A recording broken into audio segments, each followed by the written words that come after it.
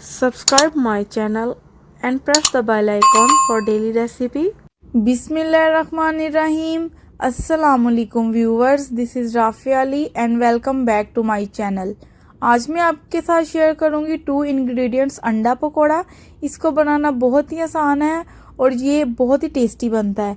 तो आइए देख लेते हैं इस रेसिपी के लिए हमें किन किन चीज़ों की ज़रूरत है और इसको कैसे बनाते हैं। और मैं आपको पहले बता दूं, इसके लिए ज़्यादा चीज़ों की ज़रूरत नहीं है, हर एक चीज़ आपके घर में आराम से मौजूद है। 2 अदद हमें चाहिए आलू, नमक 1 टीस्पून और काली मिर्च 1 टीस्पून, 2 अदद अंडे और ऑयल चाहिए होगा हमें फ्राई करने के लिए।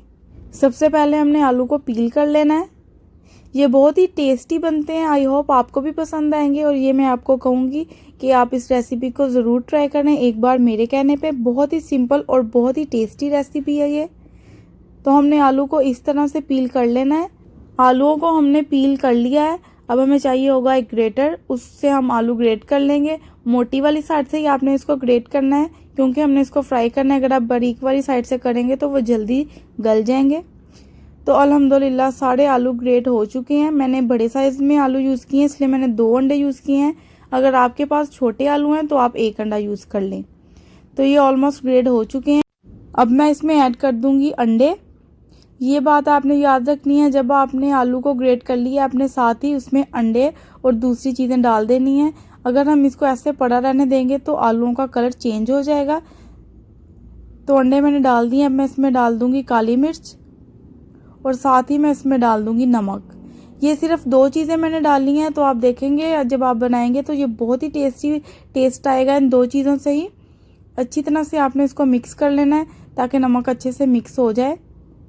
हमने इधर कोई भी और चीज़ यूज़ नहीं की, ना प्याज, ना सब्ज़ मिर्च, ना ही कुछ और, बस यही 2 चीज़ें हैं, अंडा और आलू। तो अल्हम्दुलिल्लाह ये अच्छे से रेडी हो चुका है। अब हम इसको फ्राई कर लेते हैं। एक पैन मैंने ले लिया है, उसमें मैं ऐड करूँगी ऑयल। ऑयल मैं यहाँ पे तकरीबन 1 कप यूज़ कर रही हूँ। फ्लेम हमने नॉर्मल रखनी है, हाई फ्लेम पे हमने इसको नहीं पकाना क्योंकि हमने इसमें अंडा डाला है तो अंडा बहुत जल्दी जल जाता है। इस वजह से हमने इसको नॉर्मल फ्लेम पे पकाना है, वो भी 2 से 3 मिनट। तो ऑयल गर्म हो चुका है, जितना गर्म हमें चाहिए। अब मैं इसमें मिक्सचर डाल दूँगी। आप किसी चम्मच की मदद से डाल लें ताकि आपका हाथ जले नहीं। इस तरह से आपने सारे पकोड़े निकाल लेने हैं। अगर आपने अभी तक मेरे चैनल को सब्सक्राइब नहीं किया तो प्लीज़ मेरे चैनल को सब्सक्राइब करें। ये आपकी तरफ से हमें एक मोटिवेशन मिलती है ताकि हम और अच्छी वीडियोस आपके साथ शेयर कर सकें।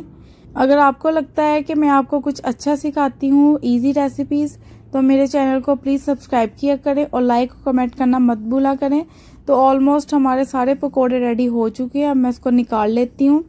देखें माशाल्लाह कितने ही अच्छे बने हैं, कलर भी इनका बहुत ही अच्छा है।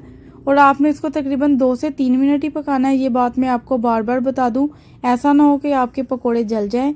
अब इसको डिश आउट कर लेते हैं। डिश आउट मैंने इसको कर लिया है। तो रेडी है हमारा बहुत ही टेस्टी और बहुत ही मज़े का 2 मिनट और 2 इंग्रेडिएंट स्नैक। अगर आपको मेरी आज की वीडियो पसंद आई है तो लाइक, सब्सक्राइब और कमेंट करना मत भूलें। मिलते हैं नेक्स्ट वीडियो में, तब तक अल्लाह हाफिज़।